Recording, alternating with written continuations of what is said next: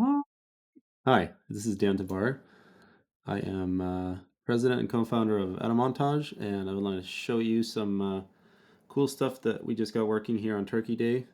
So let's just jump into it. And this is only made possible with our partners, Common Sense Machines, who allow us to do some really cool stuff with generative AI. We don't do generative AI. We provide a platform for sharing and creating 3D content in a whole new way.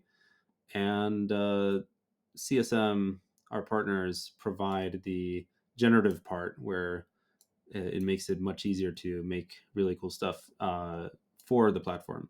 So let me show you how this works. I will jump over to my screen here, and this is any browser. This is Chrome. Can be pretty much any modern browser. Go to this URL. Within seconds, you're in this world that is filled with what we call virtual matter. And virtual matter really is little cubes. Uh, as you can see, there's cubes here. There's lots of cubes. There's probably a billion cubes in here. Wouldn't surprise me. We don't have a good counter for that yet, but as you can see, there's a bunch of these fun little objects floating around. These are based off of an image, a single image. This is what Common Sense Machines does. We've integrated with them and their platform. So now you can drag and drop images in here and get some fun output. So you could do this from a browser, another browser tab. So it is Turkey Day, so I've just done a Google search here for some painterly turkeys. So I can just drag and drop, boom, it pops into the world here. This has now been sent to CSM for generation. Their AI machines are now busy at work making a turkey for us. We're going to bake another turkey. We can do multiple of these, no problem.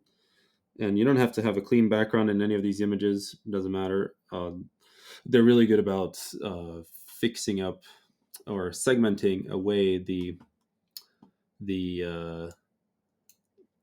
any busy background or anything like this. So let's do this one too. Boom. Okay. So those are two images from another browser window. We can also do this from our desktop. This is another fun image that's just on my desktop. I'm going to drag it in from the desktop here. Boom. That's another one. So these do take some time to cook, so to speak. You do get a preview back within a couple of minutes, and then the fully refined finished thing comes in after maybe an hour or so. But here you see some previews. These are little previews of other cute turkeys, and they're very rough until they become the full blown thing that can look like something like this. A beautiful specimen. uh, and that's an example of a voxelized, now voxelized. It's been turned into virtual matter, as we call it. These are micro voxels, little cubes, again. And we can fix up, whatever issues are with this thing. I don't know what. There's like an eye on the nose or something. It's very strange. So I will now just paint that. I will pick the color that I want for this beak, and then paint over this ugly extra. It looks like an extra eye on the beak, which happens with this generative stuff. Oh, there's a bug. That's not going to work. We have some weird tessellation looking stuff here when I paint, so that's unfortunate. Maybe I can filter this out. I think you can smooth these normals out, actually. Yeah, look at that. We're smoothing the normals. No problem. No problem. Look at that. And I can then also pick another color and just maybe paint this a little more rough here to get that transition. See, so now we have a nice beak on this guy that before looked like a weird eye on the beak, and it's just a quick fix. I'm thinking about doing a bunch of these fix videos. It'll be kind of fun. Oh, opacity would be good to lower as well, so it doesn't blow out everything. Let me do this and paint some more here. Yeah, blend it. We are also coming out with some really cool tools that are much more like these Photoshop-like tools that you're familiar with in the 2D world, like the clone tool in Photoshop. So you can grab stuff instead of just picking one color, you can grab an area or paint from one area to another. So we have a bunch of stuff in here that's topical and thematic. There's some turkeys, various kinds, frogs and whatnot. We've been just throwing images in here. As you saw, it was very easy to do. You just throw in an image, and after a while, this pops in. I accidentally painted on this. That was unfortunate, but no problem. We we had some nice output though. Look at this turkey. This was a nice seasonal turkey. And we also have some fun stuff over here. Let's see, other turkeys, lots of turkeys, pixel art turkeys. This one's quite realistic looking, except the head is horrendous. I don't know what's going on with it. This is my kid's favorite toy, Mr. Penguin, has been recreated in virtual matter here from just a single photo again of a plushie toy or a little, yeah, teddy bear. So we have some fun stuff over here as well. A friend of mine came in here and dragged in a bunch of random images too. This cat is it cute? Some kind of so CSM just has a new model out now. 1.3 is extremely good at these kind of replicating the textures. The image data in the image really gets transferred over to the textures much better in this one. So it doesn't mean that it's perfect. It makes these strange extra faces behind things, but this pig's butt is kind of epic. I yeah. So there's a lot of surprises with these generations. I wanted to show you stuff you can do with these. So this is a cool IP infringing Dune thing, I think, that I created from a generation. I didn't create the original sketch. This is from a very good friend of mine, an artist who does amazing work. This was a 2D sketch that he did. Everything turned out really well except for the head, and this rocket launcher doesn't really make sense. So what we can do is make this a little smaller, perhaps, and perhaps we'll stamp this guy in the terrain here just to kind of show what you can do with these in a sense of remixing these different assets. I will put him here and I will hit the stamp button. Boom. Okay.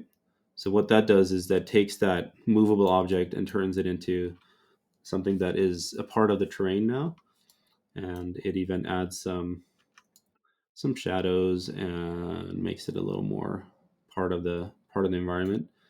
It's not always perfect, but the what's also not perfect, as you noticed, was his head. It's a little skewed or weird. There's some perspective issues there, so we can just remove it. Why not?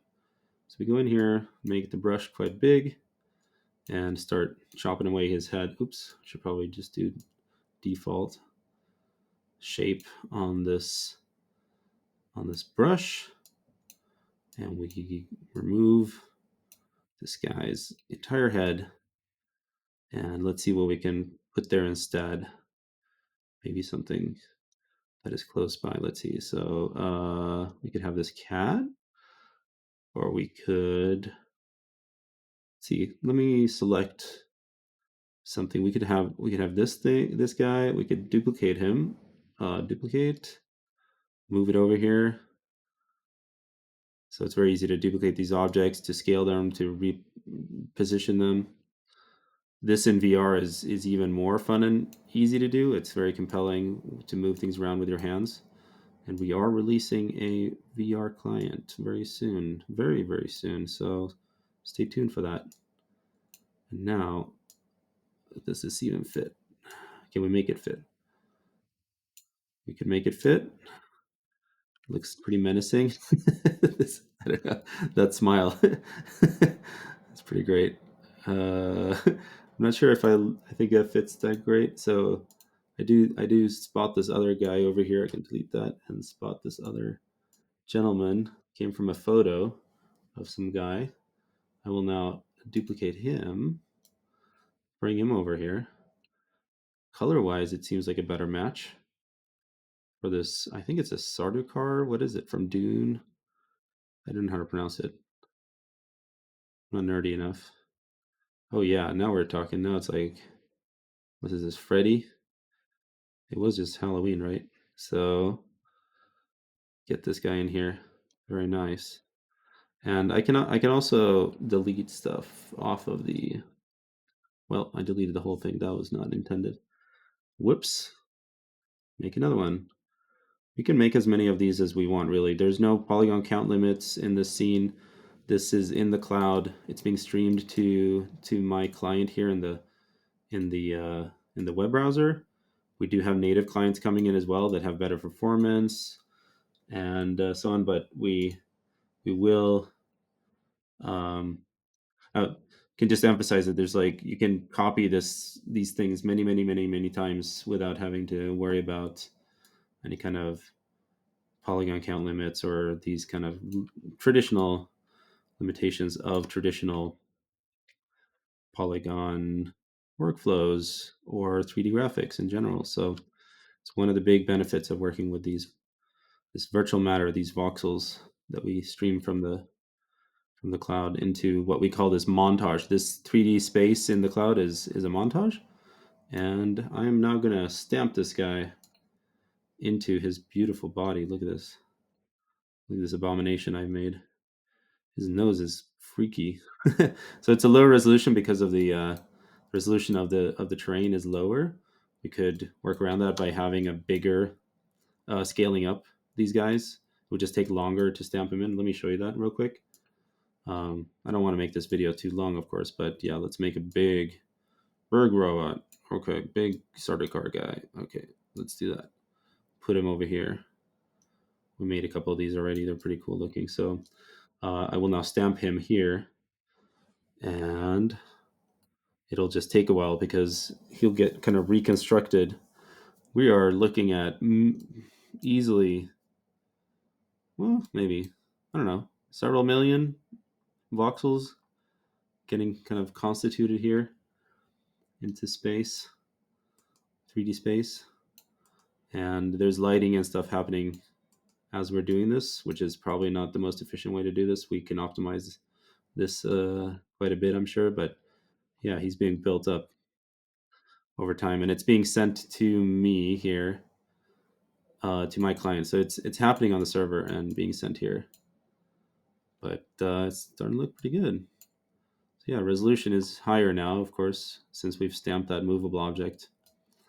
And it's going to take a while for this to fully complete this little jigsaw puzzle that the computer or the server is doing. But yep, that's more or less what I wanted to show. Happy Thanksgiving, everyone. We have some cool turkeys coming in here. I'm dragging in a bunch of cool turkeys that we have just to finish off on that note. This guy is